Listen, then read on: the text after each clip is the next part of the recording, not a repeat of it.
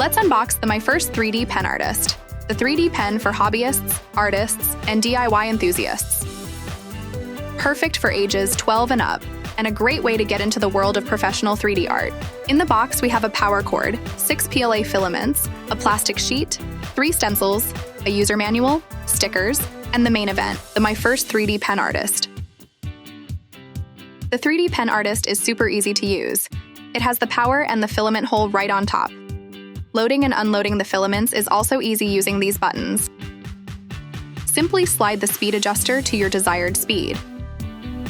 You can set the temperature up to 200 degrees to melt different materials.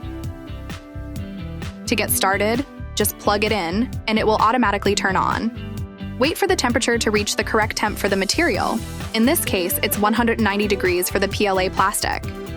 Once it has reached temperature, feed your filament into the hole and either double press or hold the loading button to start.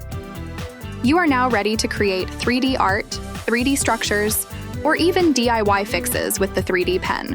When you are done, simply press the unload button to remove the filament. Unplug it to turn it off. myFirst 3D Pen Artist is the perfect artistic tool for any creative person in your family.